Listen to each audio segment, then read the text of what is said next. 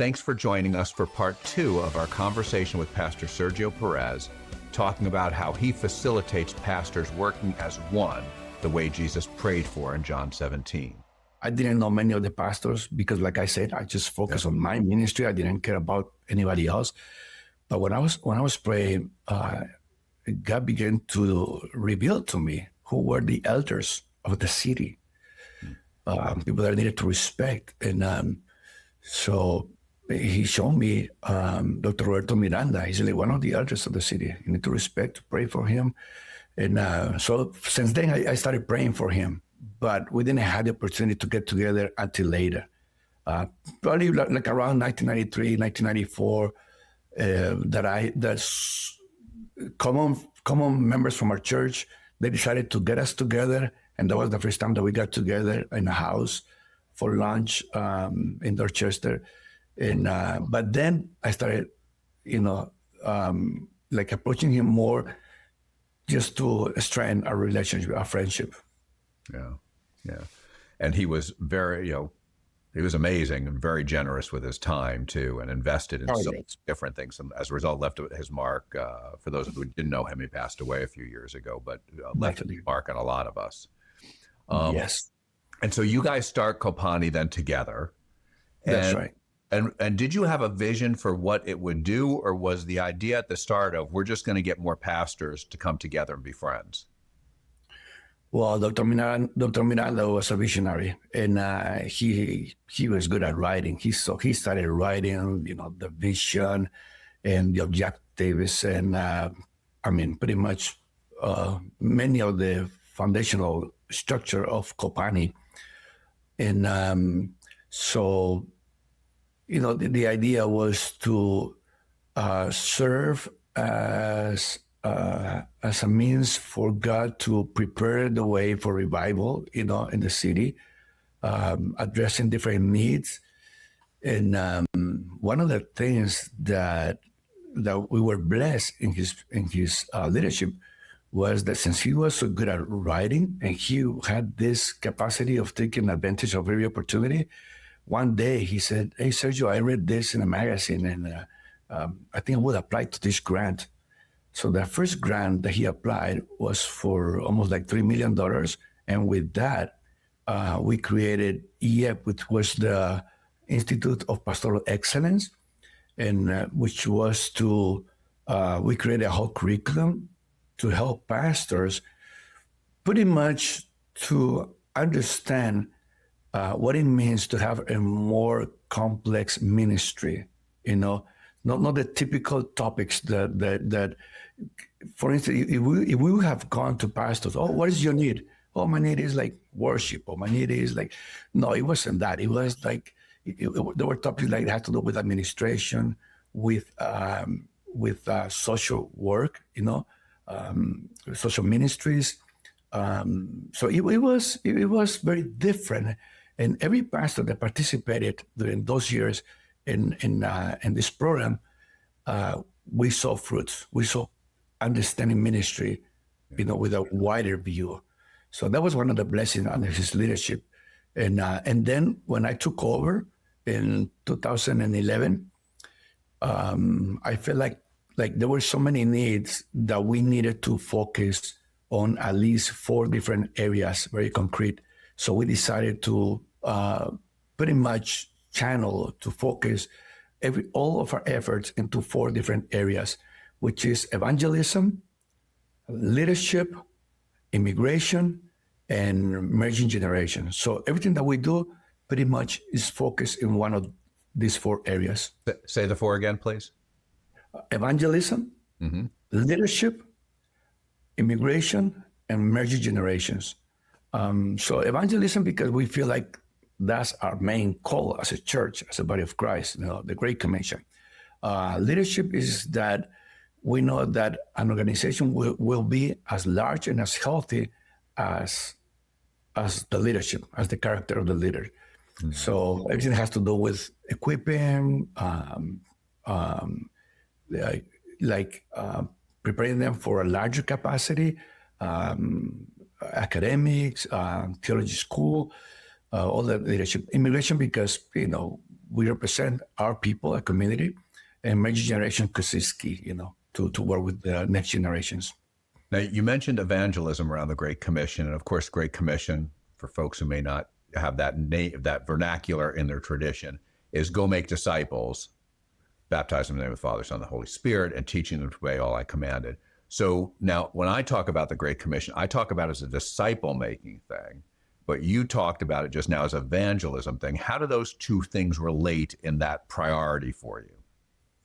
Right. For us, it has probably two different perspectives. One is very spiritual, is God commandment, Jesus commandment to the church, the Great Commission is biblical, but also the practical aspect, which is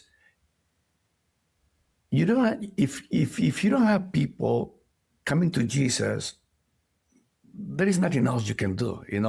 If you want to consolidate people, if you want to equip them, if you want to disciple them, you need to have people. So in the practical way, we see that the importance, the need of reaching out to invite people, to do the work of evangelism, as Paul said to Timothy, right?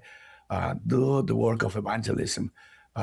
So for us, it's critical. Like everything starts by having new people coming to the kingdom. Yeah. And some of the things that we do is that we identify ministries that they're good at that. Like we don't try to reinvent anything, but just identify it. And we have some beautiful models among Latino churches here in the area. We have beautiful models.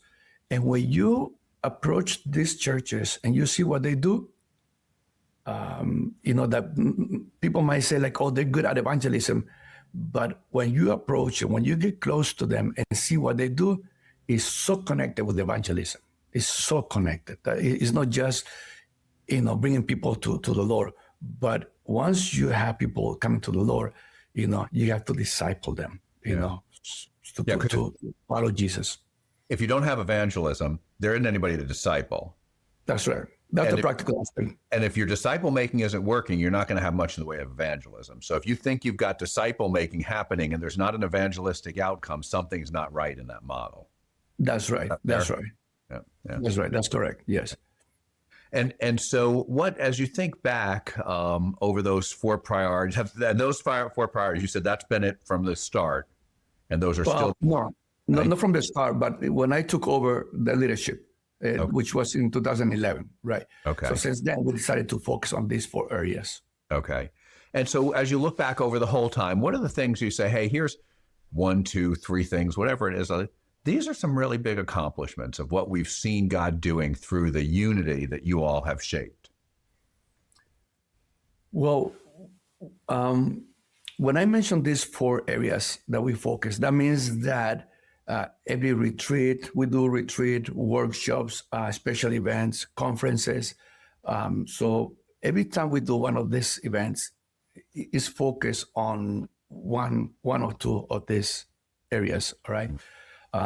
Like for instance, besides those events, we also have a weekly virtual meetings, with pastors and one in-person meeting with pastors.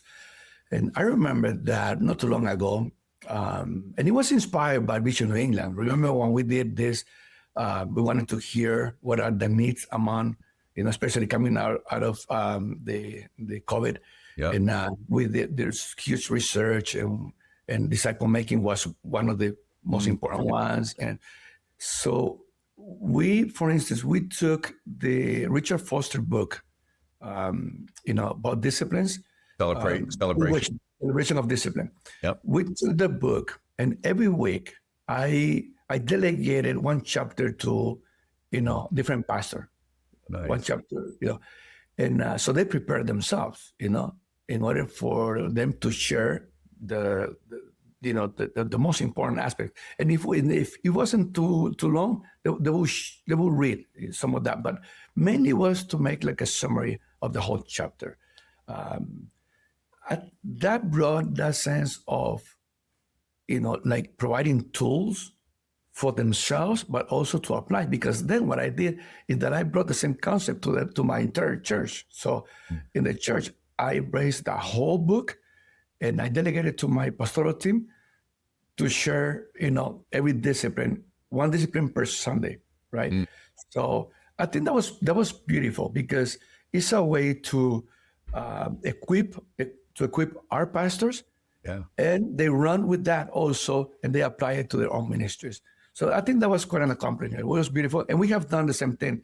Out of that, like for instance, because I noticed that there was that interest of learning together and reading together. So then when we finished that, I remember that I said, okay, now what we're gonna do is that you always have, as a pastor, you always have books, and I can see people like, hey, look at this book, I recommend you. Can you read it? Can you read it? And sometimes it's so hard to keep up with so many reading, so much reading. And so I say, like, sometimes we want to share with other pastors something that has blessed us. So why don't we do this? Why don't you give a summary of the entire book, that you always wanted to recommend to other pastors? This is your opportunity. This is your opportunity. Share, you have like 40, 45 minutes to share a summary of the book that has blessed you for so long, and you'll be wanting to recommend to everybody else. And so that was the opportunity. So Nice. that's a way for us to, to grow, to develop. The other huge benefit is that we share different resources. We share different resources. We help each other. When I mean resources, sometimes it could be subcontractors. You need someone to take care of the AC, of the elevator, or different areas in church, but also different materials. I have many pastors asking me constantly, what would you recommend? I have this group, but I don't know what to teach. Or do you know someone that can give a conference for couples? And so that, sharing of resources, that has been a huge blessing for all the pastors. And we see that in our work too, as you know, is that there's this cross-pollination, or whatever, the connective tissue, or it just gives us economies of scale that, when you're operating just as our individual churches in silos without those connections, you got to figure everything out now. And suddenly, right, I can learn from your mistakes. You can learn from my mistakes. I can learn from your wins, right? And we can share all this stuff in common, but very much like the early church, right? All things are held in common. There's a sense of that in what I hear in your work, is we're just working on this together. None of us think we can exist as an island. And sometimes, Charles, sometimes it gets very intimate. We have had moments where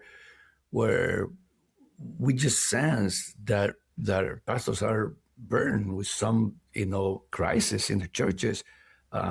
Like not too long ago, we had one of those conversations, but it was very spontaneous. And so people began to bring, to the rest of the pastors what they were going through in their own ministries, to the point that they were like, I was about to give up, but through prayer and through some recommendations and support, I was able to overcome that stage. And then you can see, the back again into ministry, like, giving their best. So I think that's one of the huge accomplishments that are hard to measure. Those are hard to measure, unless you really connected and you see that it has helped, that people have come around this ministry that was in need, in a crisis, and it has blessed them, it has supported them. I for sure know pastors who would say, without COPAHNI or the BMA or this network they're part of, I wouldn't be in ministry anymore today, because of that camaraderie, the partnership, the support, the learning. And I just knowing, if you and I are in that group together, and I know, hey, it stinks for me right now, I'm thinking of leaving, and you can sit there and say, I went through the same thing 10 years ago. And God will come along at the right time and bring you through it. That encourages me, and I stay, right? It's sustainability.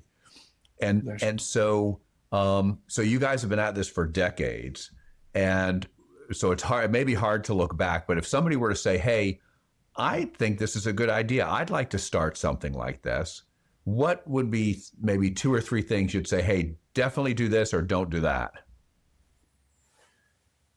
Well, for us, as I shared, hearing God's heart, in our case, it was something that it was needed. And there were other efforts to gather pastors, but for some reason, they didn't last that long. And for us, first, to hear God, some specific instructions, because to reconcile with other pastors, it wasn't easy. Yeah. I needed to humble myself. And I remember one pastor that it was very specific. God gave me the instruction, go and talk to this pastor. He's a beautiful pastor, and he's still pastor in a church, one of the largest churches he's from Rhode Island, one of the largest churches in the area. And the Lord said to me, go and ask for forgiveness on behalf of yourself, of your local ministry, and the organization that I belonged to back in the day. And I was like, oh, okay, I'm just going to obey. So I went to this pastor and I say, Pastor, I'm sorry for things that have happened in the past. And there were not like a specific offense that I could like pinpoint, like this was it. But I said, but I feel like I need to ask you forgiveness on behalf of myself, my local church, and the organization that I represent. Yeah. And I remember that he said, Sergio, I don't have anything against you or your local ministry, but I was offended by your organization. And wow. And we reconciled, we became beautiful friends up to now. So I think that was part of like, the beginning, like obeying God's instructions. That's key. Then friendship for us, it has really worked, because I believe that if we will have started like a very formal from the very beginning, probably that will be like too much of a weight for like a new organization. We needed to create that structure of friendship first before turning into something more formal. That really worked for us. Well, and that's a really important point, because we see that in our work too, is that so much of what we do at Vision New England is we're just create some space for friendship, unity to happen, and then suddenly things are happening. And so just, Jesus prayed, when they're one like you and I are one, then people will know God sent his son. So when we just manifest that unity, suddenly God starts doing something with it that has evangelistic outcomes in addition to all kinds of others. And so when I didn't, with the first time you shared that about we just need to make friends, I wasn't realizing that was what was really going on. But you're building the unity Jesus prayed for when you're saying that. That's right. Oh, definitely.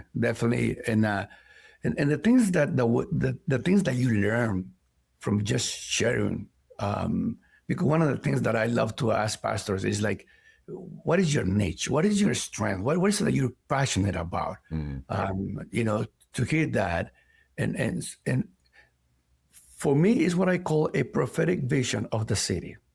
We're just a small portion of the body. We're just part of the body, and I cannot function, to my full potential until I have that other part of the body. So when we see that as a prophetic, body of Christ, it is beautiful, really. It is beautiful. You need each other, You are incomplete if you don't sort of depend on the other part of the body as well. Yeah.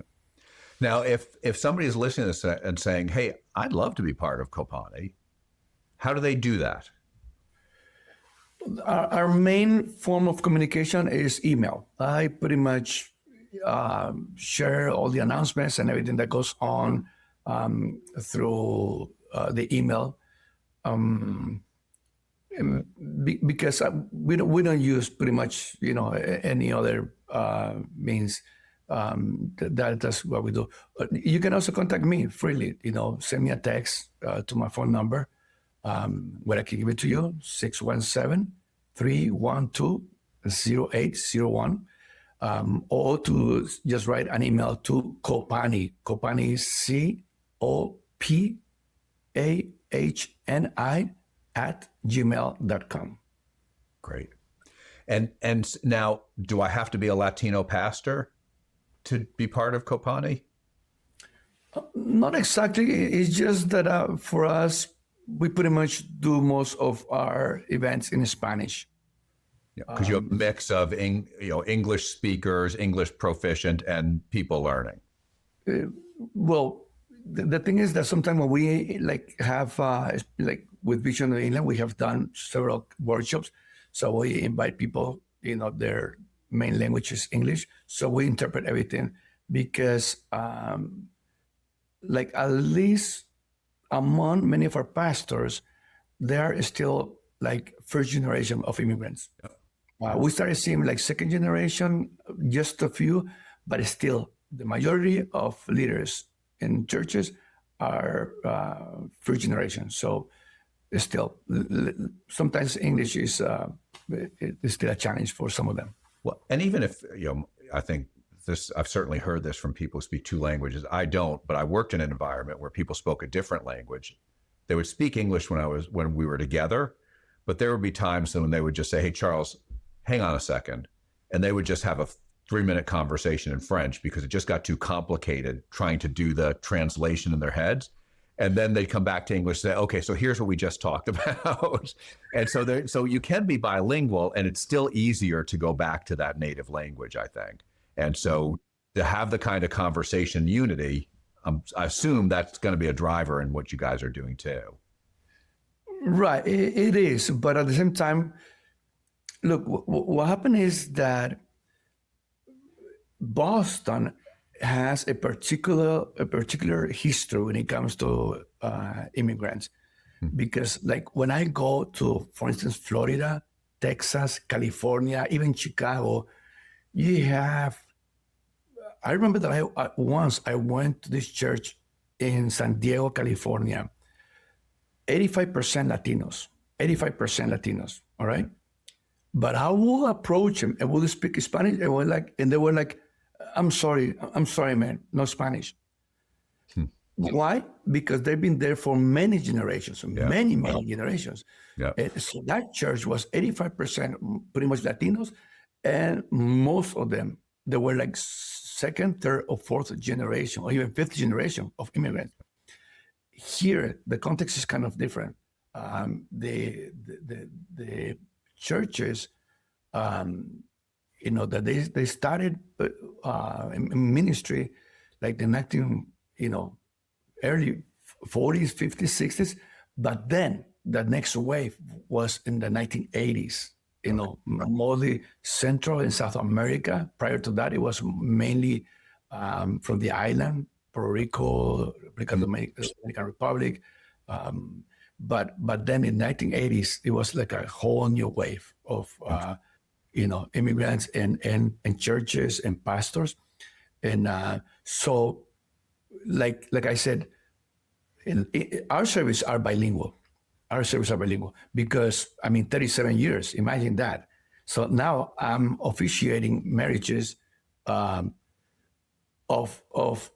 kids that I bless their parents, in their wedding. So when they ask me, my son is getting married, will you come and officiate the wedding? I was like, wow, but I did it to you. So now we're dealing with a second, third generation, and because of that, we do bilingual services. Wow. But it's not everybody. I think we're just one of the few churches that do bilingual services. Many, they're still Spanish only. Okay. Yeah. Well, Sergio, thank you for making time to share with us today and help us learn from your experiences, building unity movements and organizations and what God does in them. Thanks for your ministry at Harvest. Thank you for chairing our board for, 4 or 5 years now. I can't remember. I'm bad at time frames, but thank you for doing that. thank you for serving on our board. But thank you for our friendship, Sergio. I'm really grateful for it. Thank you, Charles. And it's an honor. It's always a good time. You're so cool, Charles. I always tell you that. You're the only person who's ever called me cool. Because you are. It's been a blessing to work with you, and thank you for this opportunity to share the rest of the audience. Same here. Thanks, sir. Thanks a lot. This program is created by Vision New England, which accelerates evangelism by helping the church work in unity to make disciples, do justice, and share Jesus, so New England will be transformed by the love of Jesus. You can find additional resources and support our mission at visionnewengland.org. We want to thank our friends at World Vision, who are celebrating 75 years of God's faithfulness and trusting Him with a worldwide vision to end extreme poverty for children everywhere. Join us next Sunday at 2 p.m. on Life Changing Radio. Thank you, and God bless you. At Leadership Transformations, we believe that when you have the right resources to help you slow down and experience a deep and refreshing connection to God, you can become the discerning leader you know you are created to be. Friends, Steve Macchia here, and I have a free gift for your soul. It's called Pathways. Pathways is our weekly email aimed at offering you soul-nourishing content for the journey. It contains readings, prayers, spiritual practices, a link to the Discerning Leader podcast, as well as information about all of our upcoming soul care retreats, workshops, and online offerings. So head on over to leadershiptransformations.org today and sign up for this free resource. It will help you slow down and be more. God bless you, friends.